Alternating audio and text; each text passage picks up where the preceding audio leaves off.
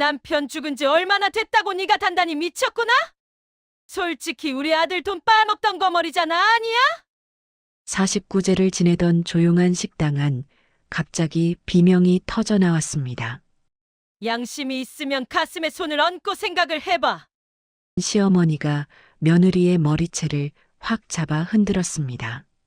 젊은 여자는 중심을 잃고 비틀거리며 뒤로 넘어질 뻔했죠. 주변 친척들이 숨을 죽이는 가운데 시어머니의 목소리는 더욱 커졌습니다. 시엄과 시누이도 거들었습니다. 그래, 솔직히 말해서 남편 죽자마자 상속 챙긴 건 좀 그렇지? 이 집 재산은 원래 우리 가족 거잖아. 며느리는 머리를 감싸 쥐고 바닥에 주저앉았습니다. 아무 말도 하지 않았죠. 그저 시어머니의 손길에 끌려가듯 고개만 흔들렸을 뿐입니다. 모임장은 그대로 얼어붙었습니다.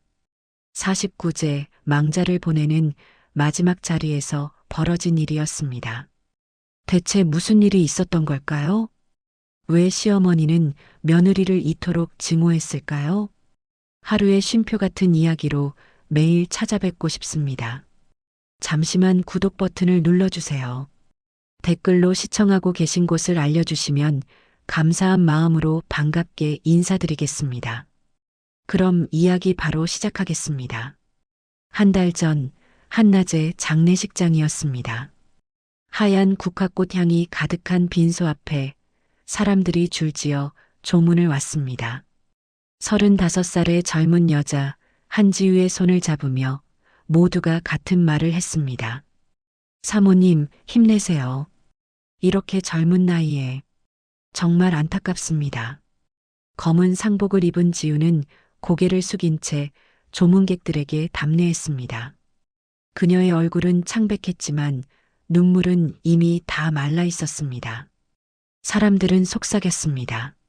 사모님이 너무 차분하시네. 어머니가 더 의지하실 것 같아. 영정 앞에서는 칠순이 넘은 시어머니 명숙이 오열하고 있었습니다. 우연아, 우리 아들아. 아들을 잃은 어머니의 슬픔은 당연한 것처럼 보였습니다. 하지만 명숙의 시선은 계속해서 며느리 지유에게로 향했습니다. 저 며느리, 아들 죽자마자 저런 목걸이는 또 어디서 샀대? 지유가 입은 검은 코트는 깔끔했고 목에 걸린 진주 목걸이는 은은하게 빛났습니다. 명숙의 눈에는 그 모든 게 사치품으로만 보였습니다. 우리 아들이 죽었는데도 저렇게 멀쩡해? 슬프긴 한 거야? 명숙은 며느리의 차분한 모습이 오히려 더 못마땅했습니다. 사실 지우가 입고 있던 옷과 장신구는 결혼 전부터 가지고 있던 것들이었습니다. 지우의 부모님은 일찍 세상을 떠나셨지만 구도심에 작은 상가 건물 하나를 남겨주셨습니다. 그 건물의 월세 수입과 지우가 조금씩 모아 투자한 수익으로 그녀는 경제적으로 자립해 있었습니다. 하지만 시댁에서는 단 한 번도 그 사실을 알려고 하지 않았습니다. 그들은 그저 이렇게 생각했습니다. 우리 아들이 돈 다 벌어서 며느리가 사는 거지. 심지어 지우는 남편 회사가 위기에 처했을 때 자신의 자금을 투입해 회사를 살려준 적도 있었습니다. 하지만 남편 우연은 그때 이렇게 말했었습니다. 지우야, 이건 엄마한테 비밀로 하자. 엄마가 알면 자존심 상해하실 거야. 지우는 남편의 부탁을 들어줬습니다. 그래서 시댁 식구들은 끝까지 몰랐습니다. 자신들이 며느리라고 무시하던 그 여자가 사실은 집안을 지탱하고 있었다는 것을요. 조문객들이 하나둘 돌아가고 빈소는 조용해졌습니다. 시어머니 명숙은 며느리 지우를 힐끗 쳐다보며 생각했습니다. 저 애가 앞으로 얼마나 받아갈까? 우리 아들 재산을 다 가져가려고 하겠지. 명숙의 머릿속에는 이미 며느리에 대한 의심과 분노가 자리 잡기 시작했습니다. 그리고 그 감정은 49제 날 폭발하게 됩니다. 장례식이 끝나고 며칠 뒤 지우는 텅 빈 집에 홀로 앉아 있었습니다. 남편의 흔적들이 곳곳에 남아 있었죠. 책상 위에 안경, 옷장에 걸린 넥타이, 현관에 놓인 구두. 지우는 그 물건들을 하나하나 바라보다가 문득 과거를 떠올렸습니다. 결혼 10년. 그 시간 동안 시댁 식구들은 단 한 번도 지우를 제대로 본 적이 없었습니다. 명절 때마다 시댁에 모이면 시어머니 명숙은 친척들 앞에서 이렇게 말했습니다. 우리 집 며느리는 그냥 살림하는 애야. 돈 버는 건 우리 우연이지. 시영 우진도 거들었습니다. 그래, 동생이 능력 있으니까 사모님 노릇하는 거지 뭐. 신우이 지은은 더 노골적이었습니다. 언니, 오빠 월급으로 사는 거 부끄럽지 않아요? 지우는 그저 웃으며 넘겼습니다. 굳이 해명할 필요를 느끼지 못했기 때문입니다. 사실 지우는 결혼 전부터 경제적으로 자립해 있었습니다. 그녀의 부모님은 지우가 25살 때 교통사고로 세상을 떠나셨습니다. 하지만 구도심에 작은 상가 건물 하나를 남겨주셨죠. 오래된 건물이었지만 입지가 좋아 월세 수입이 꾸준했습니다. 지우는 그 돈을 조금씩 모아 주식과 부동산에 투자했습니다. 결혼 후에도 남편 우연 몰래 계좌를 따로 관리했고 수익은 점점 불어났습니다. 시댁 식구들은 그 사실을 전혀 몰랐습니다. 아니, 알려고 하지 않았습니다. 그들의 머릿속에는 이미 답이 정해져 있었으니까요. 며느리는 우리 아들 돈으로 사는 사람. 그게 전부였습니다. 지우가 입는 옷, 가지고 다니는 가방, 목에 걸린 액세서리. 모든 게 아들 돈으로 산 것이라고 시댁은 믿었습니다. 실제로는 지우가 자신의 돈으로 산 것들이었지만요. 심지어 남편 우연의 회사가 위기에 처했을 때도 있었습니다. 6년 전 우연히 운영하던 식품 유통회사가 거래처 부도로 자금난에 빠졌습니다. 그때 지우는 자신의 투자 수익 중 일부를 회사에 투입했습니다. 정확히 3억 원이었습니다. 그 돈 덕분에 회사는 위기를 넘겼고 이후 안정 궤도에 올랐습니다. 하지만 우연은 그 사실을 시댁에 알리지 말아달라고 부탁했습니다. 지우야, 이건 엄마한테 비밀로 하자. 왜요? 제 돈으로 도운 건데. 엄마가 알면 자존심 상해하실 거야. 며느리한테 도움 받았다는 걸 인정 못 하시는 분이거든. 지우는 남편의 부탁을 들어줬습니다. 사랑하는 사람이 편하게 일할 수 있다면 그 정도는 감출 수 있다고 생각했습니다. 그래서 시댁 식구들은 끝까지 몰랐습니다. 자신들이 무시하던 며느리가 사실은 집안의 위기를 구한 사람이었다는 것을요. 오히려 시어머니는 이렇게 말했습니다. 우리 우연이가 능력이 있어서 회사를 살렸지. 역시 내 아들이야. 지우는 그저 조용히 웃었습니다. 명절 때마다 시댁에 가면 지우는 늘 부엌에 있었습니다. 시어머니와 시누이는 거실에서 TV를 보거나 수다를 떨었고 지우 혼자 음식을 준비했습니다. 며느리, 전 더 부쳐. 김치찌개 간 좀 봐봐. 지시만 내려왔을 뿐 누구 하나 도와주지 않았습니다. 식사가 끝나면 설거지도 당연히 지우의 몫이었습니다. 시누이 지우는 소파에 누워 손톱을 다듬으며 말했습니다. 언니는 시집 와서 편하겠다. 집에서 놀기만 하잖아. 지우는 고무장갑을 낀 손을 멈추지 않고 대답했습니다. 그래, 편하게 잘 살고 있어. 굳이 따지고 싶지 않았습니다. 어차피 말해봤자 믿지도 않을 테니까요. 그렇게 10년이 흘렀습니다. 지우는 시댁에서 며느리로만 존재했습니다. 이름도 의견도 존재감도 없는 사람. 그저 아들을 뒷바라지하는 그림자 같은 존재. 시댁이 지우를 보는 시선은 그랬습니다. 하지만 남편 우연만은 달랐습니다. 그는 지우의 진짜 모습을 알고 있었습니다. 지우가 얼마나 똑똑하고 얼마나 강한 사람인지, 그래서 우연은 몰래 유언장을 작성했습니다. 어느 날 밤 우연히 지우를 서재로 불렀습니다. 지우야, 이것 좀 봐. 책상 위에 놓인 서류. 유언장이라는 제목이 적혀 있었습니다. 갑자기 이게 뭐예요?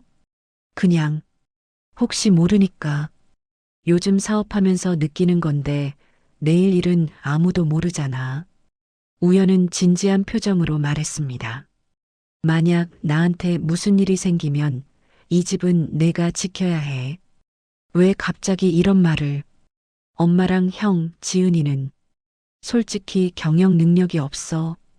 회사 맡기면 1년도 못 가서 망할 거야. 우연은 지우의 손을 잡았습니다. 너만이 이 집안을 제대로 지킬 수 있어. 그러니까 약속해줘. 혹시 무슨 일 생기면 절대 포기하지 말고 내 권리를 지키라고. 지우는 남편의 눈을 바라봤습니다. 왠지 모르게 불길한 예감이 들었지만 고개를 끄덕였습니다. 알았어요. 약속할게요. 그 약속이 앞으로 지우의 삶을 바꿀 결정적인 카드가 될 줄은 그때는 몰랐습니다. 우연은 유언장을 서랍 깊숙이 넣으며 말했습니다. 이건 우리 둘만 아는 비밀이야.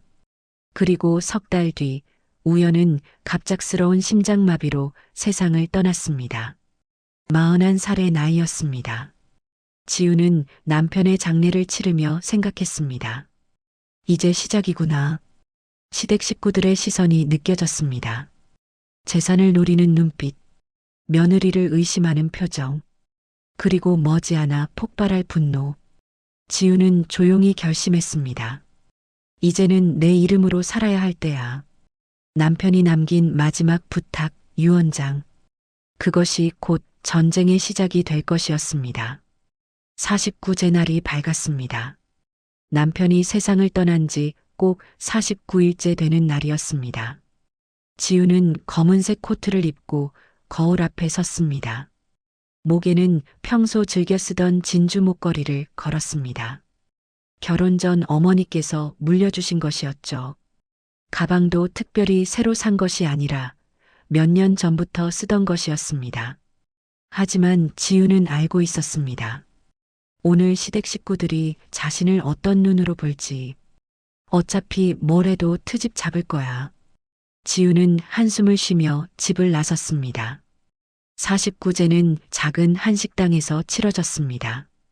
시어머니 명숙, 시영 우진, 시누이 지은, 그리고 몇몇 친척들이 모였습니다. 지우가 들어서자 시어머니와 시누이의 시선이 동시에 그녀에게 꽂혔습니다. 명숙의 눈은 지우의 목걸이에서 멈췄습니다. 저 목걸이 또 새로 샀나? 시누이 지은은 지우의 가방을 훑어봤습니다. 저 가방도 비싸 보이네. 오빠 죽었는데 저렇게 멀쩡하게 치장하고 다니네. 지우는 조용히 자리에 앉아 합장했습니다. 식사가 시작됐고 사람들은 고인을 추억하며 이야기를 나눴습니다. 하지만 공기는 무거웠습니다. 시어머니는 밥을 먹는 내내 며느리를 노려봤고 시영과 시누이도 불편한 표정이었습니다. 식사가 끝나고 음식을 정리할 무렵 분위기가 조금 풀리는 듯 했습니다. 친척 한 분이 지우에게 말을 건넸습니다. 사모님, 이제 좀 어떠세요? 많이 힘드셨죠? 네. 그래도 이제는 조금씩.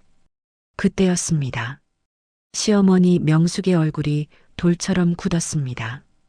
그녀는 갑자기 자리에서 벌떡 일어나더니 지우에게 성큼성큼 다가왔습니다. 주변 사람들이 이상한 기운을 감지하고 숨을 죽였습니다. 명숙은 지우 앞에 우뚝 섰습니다.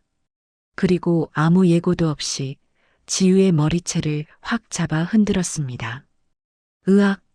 지우는 비명을 지르며 중심을 잃었습니다. 뒤로 넘어질 뻔한 그녀는 간신히 테이블을 붙잡았습니다. 명숙은 며느리의 머리카락을 쥔 채 소리쳤습니다. 너 앞으로 받은 재산 당장 돌려줘야겠어. 네가 받기엔 솔직히 양심이 없다고 생각 안 드니? 식당 안은 순식간에 얼어붙었습니다. 친척들은 숨도 제대로 쉬지 못한 채 그 광경을 지켜봤습니다. 지우는 머리를 감싸 쥐고 고개를 숙였습니다. 명숙의 손길은 거칠었고 지우의 머리카락 몇 가닥이 뽑혔습니다. 시영 우진이 뒤늦게 다가왔습니다. 엄마, 진정하세요. 하지만 그의 다음 말은 지우를 향한 것이었습니다. 옳게, 그래도 이건 좀 그렇지 않아? 형 죽자마자 재산 다 챙기고. 신우이 지은도 거들었습니다. 맞아요, 엄마. 언니, 솔직히 말해서 남편 죽자마자 상속 챙긴 건 좀 그렇잖아요. 이 집 재산은 원래 우리 가족 거예요. 언니가 가져갈 이유가 없잖아요. 말린답시고 다가왔지만 결국은 시어머니 편을 든 것이었습니다. 명숙은 지우의 머리채를 놓지 않은 채 계속 소리쳤습니다. 남편 죽은 지 얼마나 됐다고 벌써 목걸이에 가방에. 너 같은 애가 우리 아들 돈 빨아먹던 거머리지. 지우는 그제야 명숙의 손을 뿌리쳤습니다. 머리를 감싸 쥔 채 뒤로 물러섰습니다. 그녀의 얼굴은 창백했지만 눈빛만큼은 또렷했습니다. 하지만 지우는 아무 말도 하지 않았습니다. 그저 시어머니를, 시영을, 신우이를 차례로 바라봤을 뿐입니다. 명숙은 숨을 몰아쉬며 마지막 일격을 날렸습니다. 너 같은 애가 우리 집안 재산 물려받는 거 보고만 있을 것 같아? 꿈도 꾸지 마. 친척 한 분이 조심스럽게 끼어들었습니다. 명숙 씨, 그래도 법적으로는. 법이 뭐가 중요해요? 양심이 있어야지. 명숙은 귀를 막았습니다. 주변 사람들은 어쩔 줄 몰라 했고 지우는 그저 조용히 서 있었습니다. 한참 뒤 지우가 작은 목소리로 말했습니다. 어머니, 저 먼저 가보겠습니다. 뭐, 지금 도망가려고? 도망가는 게 아니라 할 일이 있어서요. 지우는 가방을 집어들고 식당을 나섰습니다. 뒤에서 시어머니의 고함이 들렸지만 돌아보지 않았습니다. 그날 이후 시댁 식구들의 태도는 완전히 바뀌었습니다. 명숙은 친척들에게 전화를 돌렸습니다. 우리 며느리가 아들 재산 다 빼돌렸어요. 경찰에 신고해야 할까요? 우진은 회사 사람들에게 말했습니다. 재수 씨가 형 유산을 독차지하려고 해요. 원래 우리 가족 거인데. 지은은 친구들에게 하소연했습니다. 우리 올케가 오빠 죽자마자 재산 챙기고 명품 사고 다녀. 양심도 없는 거 아니야? 시댁 식구들은 지우를 재산을 빼앗아간 도둑으로 규정했습니다. 하지만 정작 지우는 조용했습니다. 집에 돌아온 그녀는 서재로 향했습니다. 남편 우연히 생전에 쓰던 책상 서랍을 열었습니다. 그 안에는 봉투 하나가 들어 있었습니다. 유언장이라고 적힌 봉투. 지우는 그것을 꺼내 책상 위에 놓았습니다. 그리고 자신의 방으로 가서 금고를 열었습니다. 금고 안에는 각종 서류들이 정리되어 있었습니다. 구도심 상가 건물 등기부등본, 주식 계좌 내역서, 투자 수익 증명서, 그리고 남편 회사에 투자했던 3억 원의 증빙 서류. 지우는 그 서류들을 하나하나 책상 위에 펼쳐 놓았습니다. 그녀의 입가에 작은 미소가 번졌습니다. 그래, 연극은 여기까지야. 지우는 휴대폰을 꺼내 번호 하나를 찾았습니다. 변호사 최민정. 대학 동창이자 지우가 가장 믿는 친구였습니다. 지우는 통화 버튼을 눌렀습니다. 민정아, 나야. 지우야? 무슨 일이야? 변호사 일로 좀 의뢰하고 싶은 게 있어서. 시간 돼? 당연하지. 언제 올래? 내일 아침 가능해? 오케이. 사무실로 와. 전화를 끄는 지우는 서류들을 가방에 차곡차곡 넣었습니다. 창밖으로 밤이 깊어가고 있었습니다. 지우는 혼잣말로 중얼거렸습니다. 이제는 제대로 보여줄 시간이야. 남편이 남긴 유언장. 그리고 지유 자신이 평생 쌓아온 증거들. 이제 그것들이 빛을 발할 차례였습니다. 시댁 식구들은 아직 몰랐습니다. 자신들이 상대하고 있는 며느리가 사실은 어떤 사람인지, 그리고 곧 마주하게 될 진실이 얼마나 충격적일지. 지우는 서류 가방을 꼭 안고 잠자리에 들었습니다. 내일부터 진짜 전쟁이 시작됩니다. 49제가 끝난 다음 날 시영 오지는 양복을 말끔히 차려입고 동생의 회사로 향했습니다. 이제 회사는 내가 맡아야지. 내가 형이니까. 그는 확신에 차 있었습니다. 동생이 운영하던 식품 유통회사는 중견 규모였습니다. 직원도 50명이 넘었고 연매출도 상당했죠. 우지는 회사 정문을 당당히 걸어 들어갔습니다. 우연 대표님 형이신 분 오셨습니다. 직원들이 수군거리며 그를 맞았습니다. 우지는 곧장 비서실로 갔습니다. 제가 동생 우연이 형입니다. 앞으로 제가 회사를 맡겠습니다. 비서는 당황한 표정으로 고개를 끄덕였습니다. 아, 네, 잠시만 기다려주세요. 비서는 급히 전화를 걸었고 잠시 후 경영지원실장이 나왔습니다. 안녕하세요, 우진 씨. 고인의 형님이시죠? 네, 그렇습니다. 이제 제가 회사를 이어받아야 할 것 같아서 왔습니다. 실장은 난처한 표정을 지었습니다. 그게 말씀드리기 좀 그런데요. 뭐가 그렇습니까? 현재 이 회사의 최대 주주는 한지우 씨입니다. 우진의 얼굴이 굳었습니다. 뭐라고요?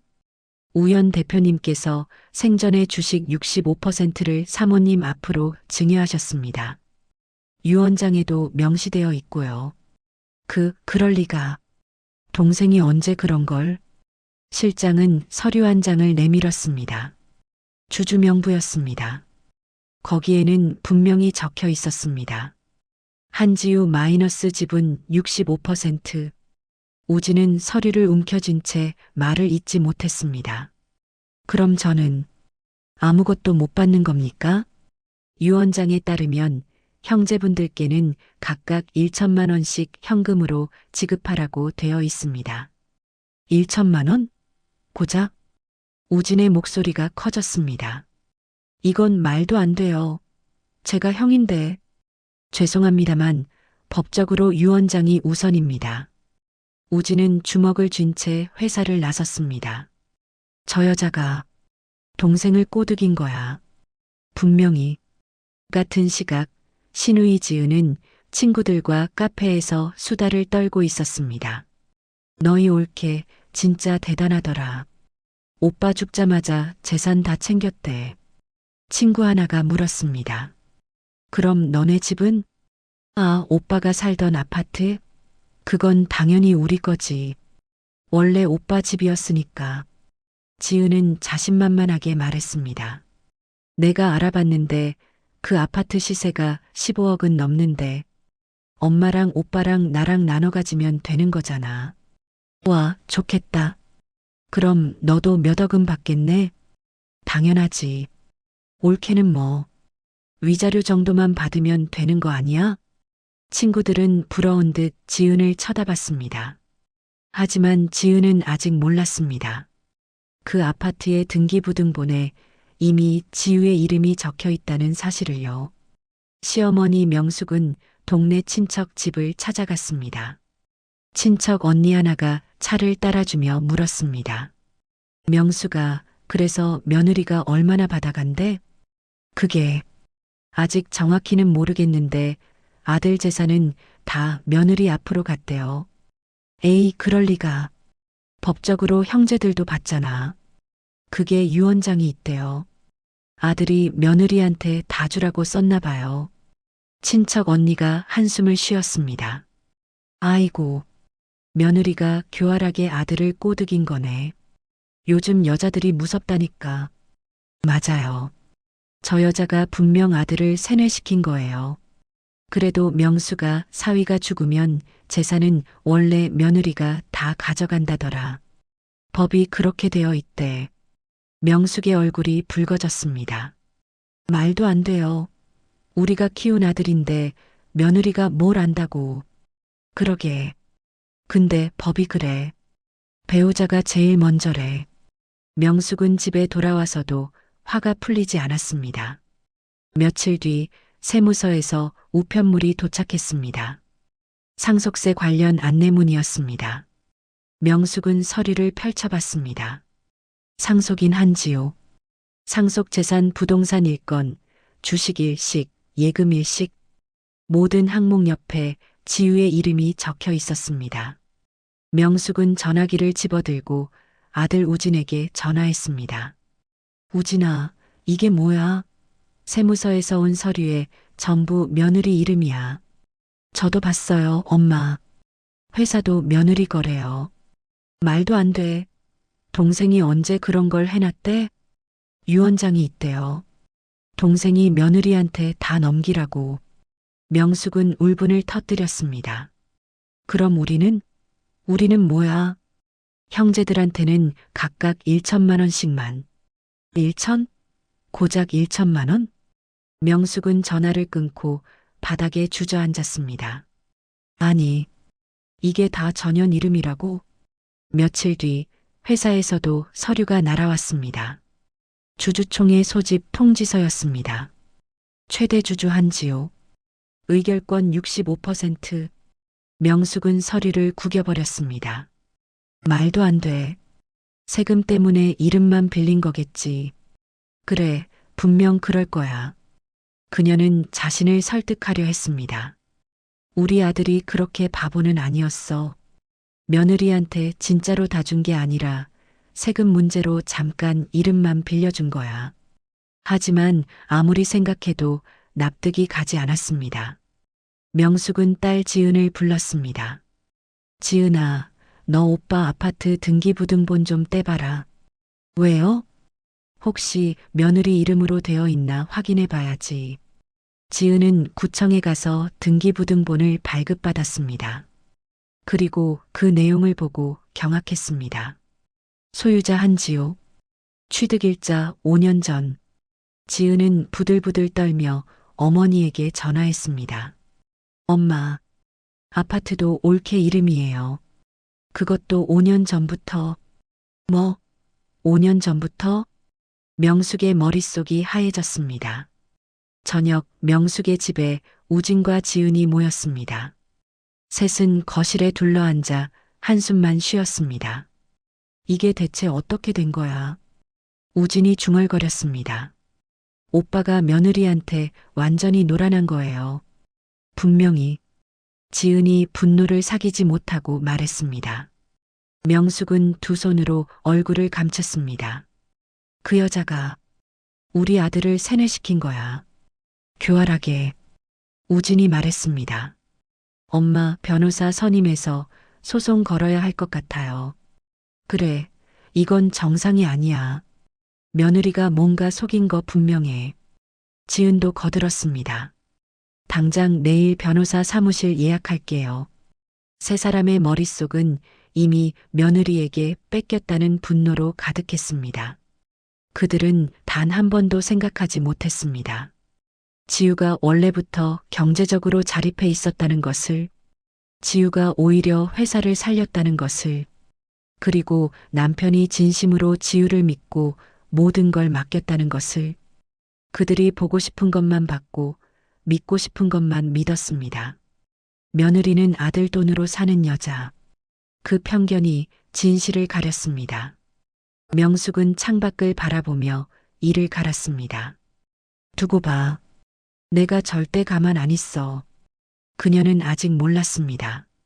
자신이 곧 마주하게 될 진실이 얼마나 충격적일지, 그리고 그 진실 앞에서 자신이 얼마나 초라해질지.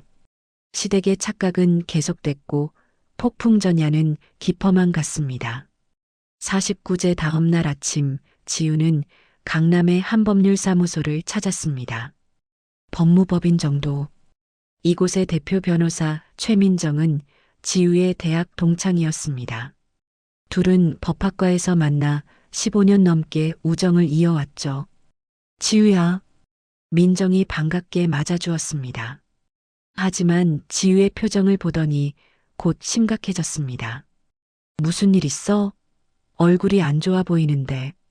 응, 좀 복잡한 일이 생겼어. 앉아. 천천히 얘기해봐. 지우는 가방에서 서류들을 꺼내 책상 위에 펼쳤습니다.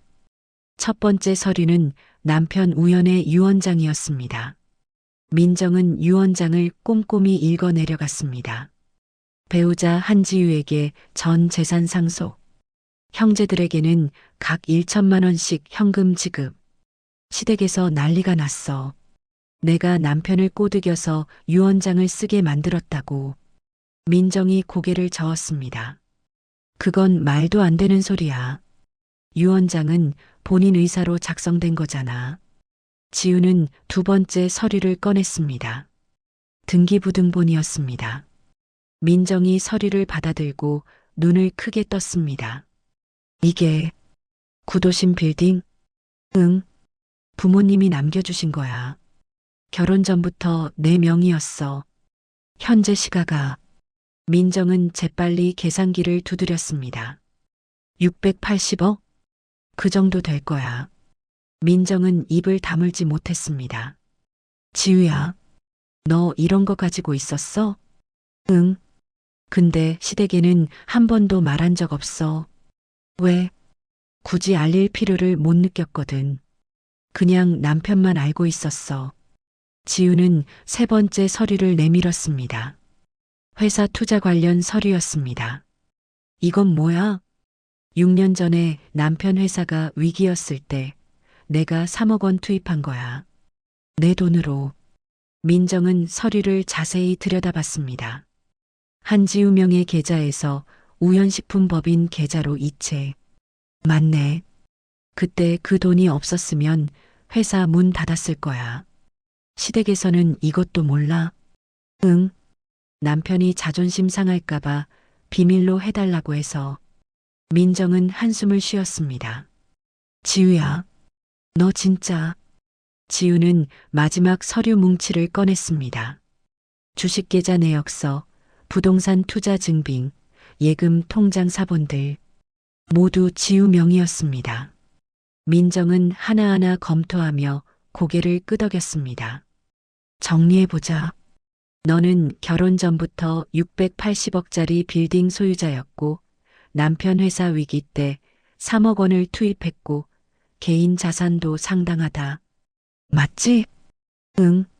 그런데 시댁에서는 너를 남편 돈으로 사는 여자로 봤고? 맞아.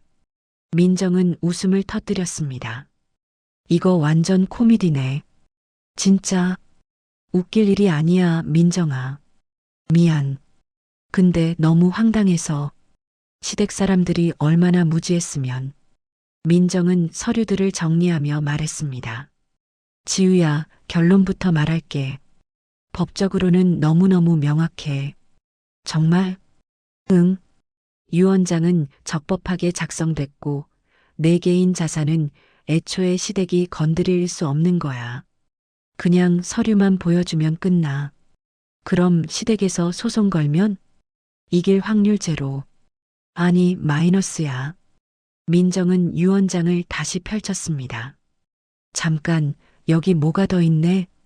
유언장 구석에 작은 글씨가 적혀 있었습니다. 지우는 그것을 보지 못했었습니다. 민정이 천천히 읽어 내려갔습니다. 엄마는 평생 나만 봤고 넌 평생 우리 둘을 지켰어. 그러니 지우야, 이 집은 내가 지켜. 지우의 눈에 눈물이 맺혔습니다. 남편이 이런 말을 남겼구나. 민정도 숙연한 표정이 되었습니다. 지우야, 남편분이 너를 정말 믿었던 거야. 그리고 내가 집안을 지탱하고 있다는 걸 알고 있었어. 지우는 유언장을 조용히 접었습니다. 그리고 한참 동안 아무 말도 하지 못했습니다. 민정이 물 한 잔을 건네며 말했습니다. 지우야, 이제 어떻게 할 거야? 시댁에서 계속 압박할 것 같아. 소송도 걸 거고. 그럼 우리도 준비하자. 나한테 맡겨. 고마워, 민정아. 뭘, 친구 좀 도와주는 거지. 민정은 서류들을 파일에 정리하며 말했습니다. 시댁에서 유언장 무효 소송 걸면 우리는 이 모든 증거를 제출하면 돼. 내가 원래부터 경제적으로 자립해 있었다는 것, 오히려 집안을 도왔다는 것. 그럼 시댁은 할 말 없어질 거야. 완전히. 지우는 고개를 끄덕였습니다. 민정아, 솔직히 말하면 나 좀 무서워. 뭐가? 시어머니랑 정면으로 맞서는 게 10년 동안 참고 살았는데 이제 와서 싸우려니까. 민정이 지우의 손을 꼭 잡았습니다. 지우야, 넌 이미 충분히 참았어. 10년 동안 무시당하고 무례한 대우받고 그래도 참았잖아. 이젠 내 권리를 지킬 때야. 그리고 생각해봐. 남편이 너한테 이 모든 걸 맡긴 이유가 뭐겠어? 내가 제일 잘할 수 있다고 믿었기 때문이야. 지우는 천천히 고개를 들었습니다. 맞아. 남편이 날 믿었지. 그래. 그러니까 이제 너도 너 자신을 믿어. 지우는 유언장을 가방에 넣으며 말했습니다. 이제 나도 내 이름으로 싸울 때야. 민정이 씩 웃었습니다. 그렇지. 그게 내 친구 한지우지. 고마워, 민정아. 진심으로. 천만에. 그리고 지우야, 한 가지만 더. 뭔데? 시댁 사람들이 너 만만하게 봤던 이유 알아? 내가 착해서야. 근데 착한 게 잘못은 아니야. 다만 이제는 당당해질 필요가 있어. 지우는 고개를 끄덕였습니다. 알겠어. 좋아. 그럼 시댁에서 연락 오면 바로 나한테 알려줘. 내가 다 처리할게. 그래, 고마워. 지우는 법률사무소를 나섰습니다. 가방 속에는 남편의 유언장과 자신의 모든 증거들이 들어 있었습니다. 하늘을 올려다보니 구름 사이로 햇살이 비쳤습니다. 지우는 혼잣말로 중얼거렸습니다. 여보, 내가 잘할 수 있을까? 바람이 불어왔습니다. 마치 남편이 대답하는 것 같았습니다. 너라면 할 수 있어. 지우는 걸음을 멈추고 깊게 숨을 들이마셨습니다. 그리고 다시 걷기 시작했습니다. 이번에는 더 당당하게, 더 확신에 차서 10년 동안 며느리로만 살았던 한지우가 아니라 680억 빌딩의 주인 한지우로서 시댁과의 전쟁은 이제 시작이었습니다. 하지만 지우에게는 이미 승리의 카드가 손에 쥐어져 있었습니다.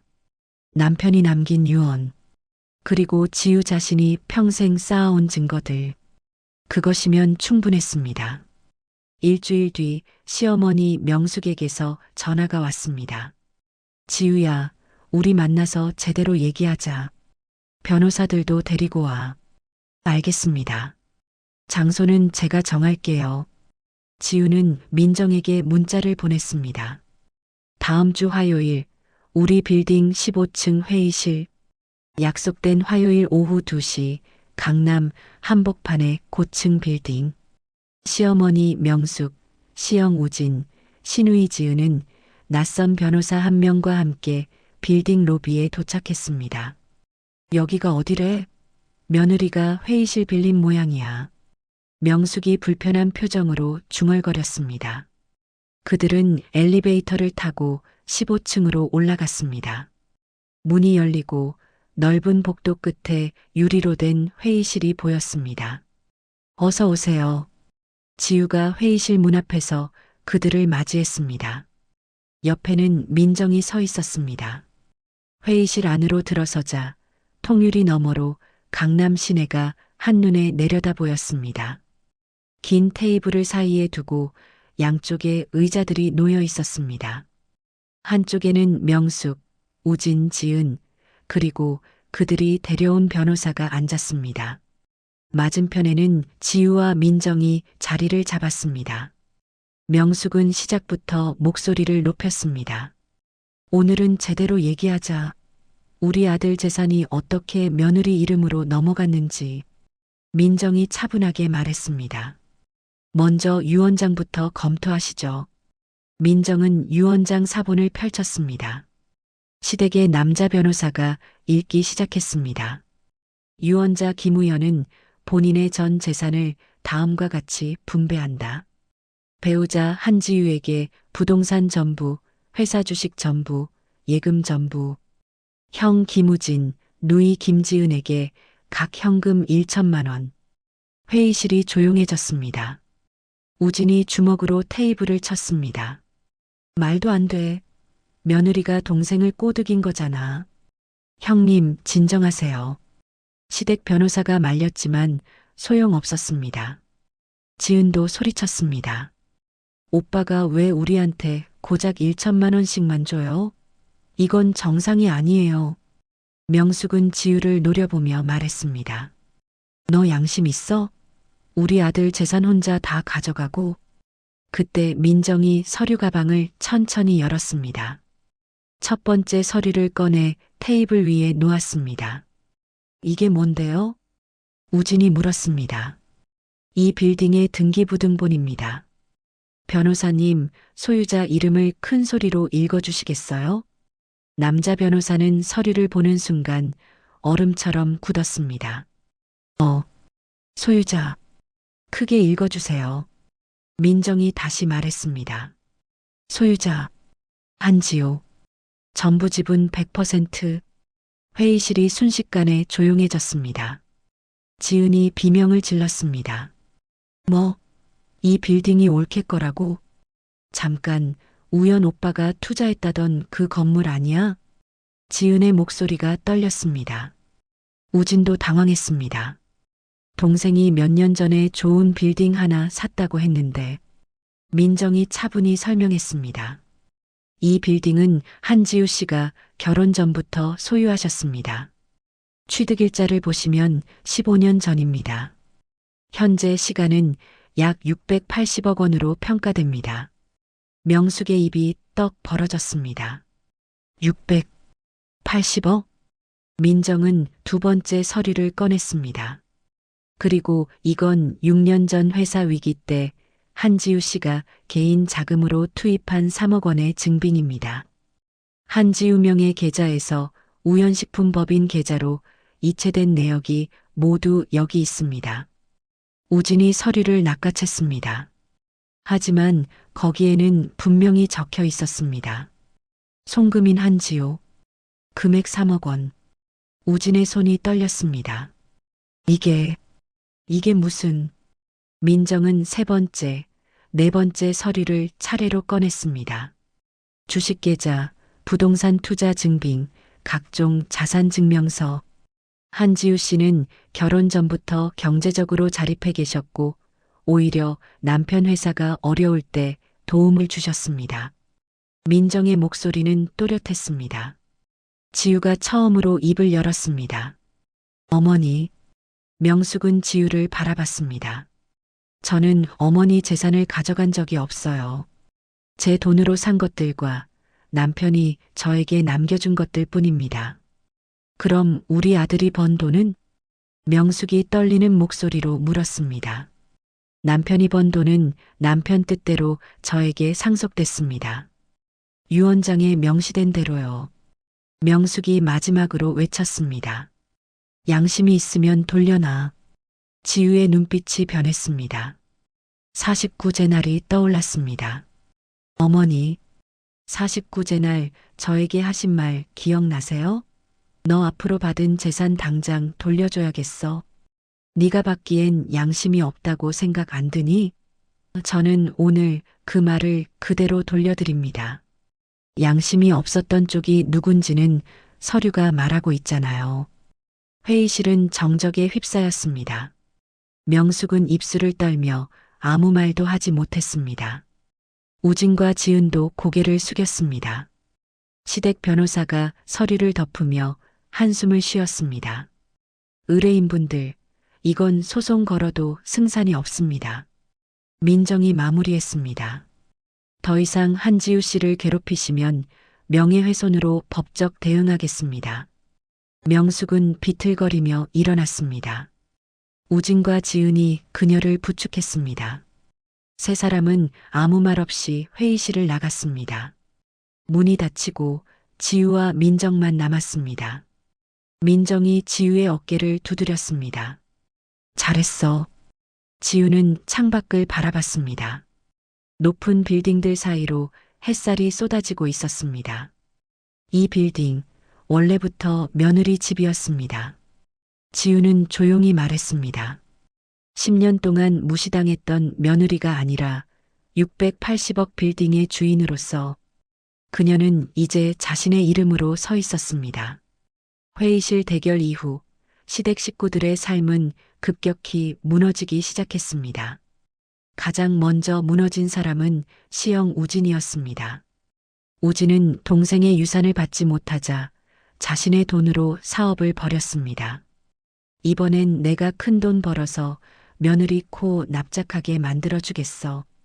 그는 지인의 소개로 해외 부동산 투자에 뛰어들었습니다.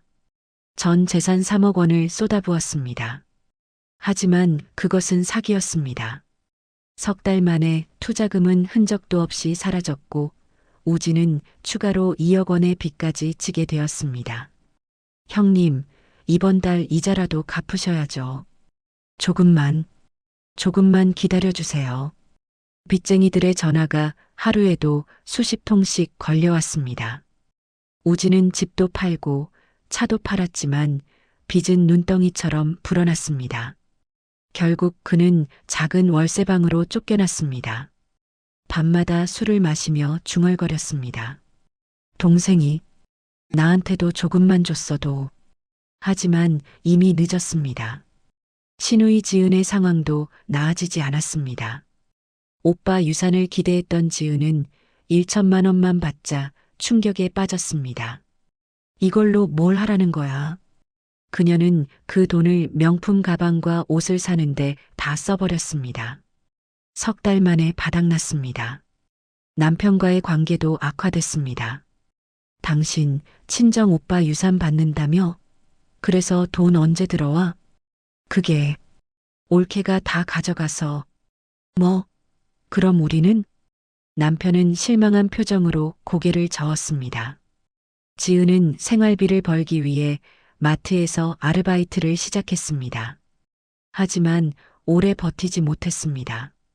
우울증이 찾아왔습니다. 나는 왜 이렇게 살아야 하지? 친구들의 연락도 끊었고 집에만 틀어박혀 지냈습니다. 남편은 결국 이혼을 요구했습니다. 이렇게는 못 살겠어. 헤어지자.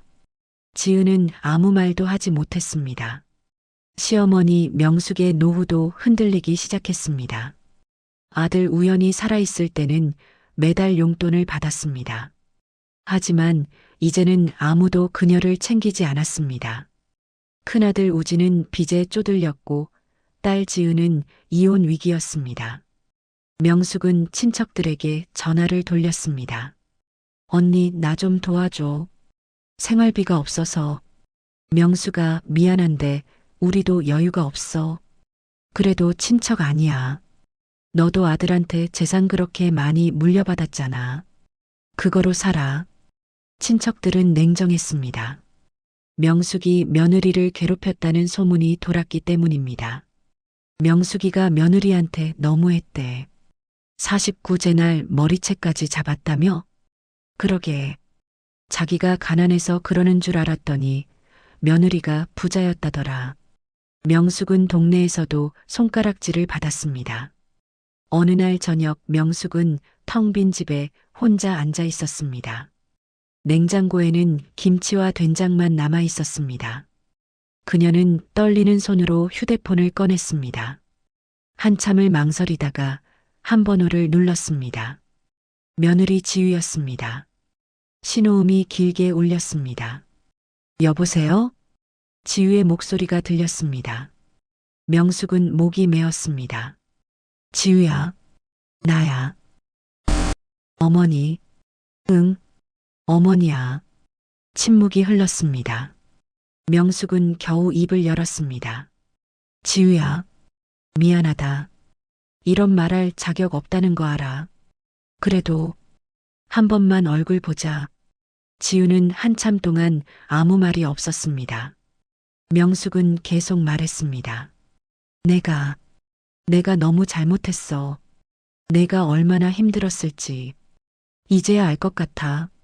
어머니, 지우가 조용히 말했습니다. 저는 이제 누군가의 며느리로 사는 삶이 아니라 제 인생을 살려고 해요. 어머니 문제는 어머니가 먼저 정리해 보세요. 명숙의 눈에서 눈물이 흘러내렸습니다. 그래, 내 말이 맞아. 어머니도 이제 당신 인생을 사셔야죠. 지우의 목소리는 차분했지만 단호했습니다. 지우야, 그래도 어머니, 제가 할 수 있는 건 여기까지예요. 지우는 전화를 끊었습니다. 명숙은 휴대폰을 붙잡고 한참을 울었습니다. 며칠 뒤 명숙의 통장에 500만 원이 입금됐습니다. 송금인은 한지우였습니다. 메시지가 함께 왔습니다. 어머니, 최소한의 생활비입니다. 이제부터는 당신이 선택하셔야 합니다. 명숙은 통장을 보며 눈물을 흘렸습니다. 며느리는 끝까지 인간적인 선을 지켰습니다. 하지만 더 이상 며느리로서가 아니라 성인 대 성인으로서 명숙은 깨달았습니다. 자신이 10년 동안 무시했던 며느리가 사실은 가장 큰 사람이었다는 것을, 그리고 자신이 잃어버린 것이 무엇인지, 계산대로 움직이려 했던 욕심이 결국 모든 것을 잃게 만들었다는 것을. 명숙은 창밖을 바라보며 중얼거렸습니다. 내가 정말 바보였구나. 하지만 후회는 이미 늦었습니다. 며느리는 더 이상 시댁의 며느리가 아니었습니다. 그녀는 이제 자신의 이름으로 자신의 길을 걷고 있었습니다. 몇 달이 흘렀습니다. 계절이 바뀌고 세상도 조금씩 변해갔습니다. 지우는 강남의 고층 빌딩 옥상에 서 있었습니다. 680억짜리 빌딩, 그녀의 빌딩. 손에는 따뜻한 커피 한 잔이 들려 있었습니다. 아래로는 서울 시내가 한눈에 펼쳐져 있었습니다. 저 멀리 한강도 보였습니다. 지우는 깊게 숨을 들이마셨습니다. 자유로웠습니다. 엄마, 뒤에서 아이의 목소리가 들렸습니다. 6살 아들 준서였습니다. 준서야, 천천히 와. 엄마, 여기 너무 높아. 아이는 신기한 듯 난간 너머를 내려다봤습니다. 지우는 아들의 손을 잡아주었습니다. 오늘은 어디가? 응, 오늘은 엄마 회사 간다. 아빠 회사 아니고? 아니, 오늘은 엄마 이름으로 된 엄마가 지키는 회사. 아이는 고개를 끄덕였습니다. 지우는 아들을 안아 올렸습니다. 준서야, 엄마가 하나 알려줄게. 뭐? 세상에는 두 가지 사람이 있어. 다른 사람 눈치 보며 사는 사람, 그리고 자기 이름으로 사는 사람. 아이는 잘 이해하지 못한다는 표정이었습니다. 지우는 웃으며 말했습니다. 아직은 몰라도 돼. 나중에 크면 알게 될 거야. 그때 비서에게서 전화가 왔습니다. 사장님, 오늘 오후 이사회 준비 완료됐습니다. 네, 알겠습니다. 곧 내려갈게요. 지우는 이제 남편 회사의 대표이사였습니다. 처음에는 형식적인 자리인 줄 알았던 직원들도 이제는 그녀를 진심으로 존중했습니다. 회사는 그녀의 경영 아래 더욱 성장했습니다. 매출은 작년 대비 30% 늘었고 직원 복지도 대폭 개선됐습니다. 지우는 남편이 꿈꿨던 회사를 그녀만의 방식으로 키워가고 있었습니다. 사람들은 여전히 물었습니다. 사장님, 그 중견식품회사 우연 대표님의 부인이시죠? 지우는 이제 이렇게 대답했습니다. 아니요. 저는 한지우입니다. 이 빌딩의 주인이고 우연식품의 대표이사입니다. 더 이상 누군가의 부인, 누군가의 며느리가 아니었습니다. 그녀는 한지우, 그 자체였습니다. 어느 날 지우는 우연히 시어머니를 마주쳤습니다. 백화점 식품 코너였습니다. 명숙은 장바구니를 들고 할인 상품을 고르고 있었습니다. 예전보다 훨씬 초라해 보였습니다. 두 사람의 눈이 마주쳤습니다. 명숙은 잠시 멈칫했습니다. 지우야, 어머니. 지우는 담담하게 인사했습니다. 요즘 어떻게 지내? 명숙이 조심스럽게 물었습니다. 잘 지내고 있어요. 어머니는요? 나도. 뭐, 그럭저럭. 명숙은 쓸쓸하게 웃었습니다. 지우야, 그때 정말 미안했어. 괜찮아요, 어머니. 지우는 진심으로 말했습니다. 이제는 다 지나간 일이에요. 내가 정말 대단한 사람이었구나. 내가 너무 늦게 알았어. 명숙의 눈에 눈물이 맺혔습니다. 지우는 명숙의 장바구니를 보았습니다. 할인 스티커가 붙은 과일과 채소들. 어머니, 혹시 필요한 거 있으시면 말씀하세요. 아니야, 괜찮아. 내가 보내준 돈으로 잘 쓰고 있어. 건강은 챙기세요. 그래. 너도 건강해라. 두 사람은 짧게 인사하고 헤어졌습니다. 이제는 며느리와 시어머니가 아니라 그냥 서로를 아는 두 사람이었습니다. 지우는 엘리베이터를 타며 생각했습니다. 용서는 했지만 잊지는 않을 거야. 그리고 그것으로 충분했습니다. 저녁, 지우는 빌딩 옥상에서 야경을 바라봤습니다. 도시의 불빛들이 반짝였습니다. 휴대폰을 꺼내 남편의 사진을 들여다봤습니다. 여보, 나 잘하고 있지? 바람이 불어왔습니다. 마치 대답하는 것 같았습니다. 당연하지. 넌 항상 잘해왔어. 지우는 미소 지었습니다. 49제 날 머리채를 잡히던 그 순간, 모두가 자신을 무시하던 그 10년. 이제는 다 지나간 일이었습니다. 지우는 이제 누구의 그림자도 아니었습니다. 누구의 며느리도 누구의 부인도 아니었습니다. 그녀는 한지우, 680억짜리 빌딩의 주인, 중견식품회사의 대표이사, 그리고 무엇보다 자기 이름으로 사는 사람. 옥상 문이 열리고 비서가 나왔습니다. 사장님, 내일 일정 확인 부탁드립니다. 네, 알겠습니다. 지우는 서류를 받아들고 사무실로 향했습니다. 그녀의 걸음은 당당했습니다. 더 이상 누구 눈치를 보지 않았습니다. 더 이상 참지 않았습니다. 그녀는 이제 자신의 길을 걷고 있었습니다. 세상은 여전히 물었습니다. 한지우 대표님, 성공 비결이 뭔가요? 지우는 이렇게 대답했습니다. 제 이름을 찾은 겁니다. 누군가의 그림자가 아니라 저 자신으로 살기로 한 거죠. 그녀의 이야기는 많은 사람들에게 전해졌습니다. 무시당했던 며느리가 680억 빌딩의 주인이었다는 이야기. 49제에서 머리채를 잡혔던 여자가 이제는 누구보다 당당하게 서 있다는 이야기. 그리고 그 이야기는 이렇게 끝났습니다. 진짜 힘은 돈이 아니라 자신의 이름으로 사는 용기에서 나온다고. 지우는 오늘도 자신의 빌딩 옥상에 섭니다. 커피를 마시며 세상을 내려다보며 자신의 길을 걷습니다. 누구의 며느리도 아닌 한지우로서. 그렇게 그녀의 새로운 인생이 계속됩니다.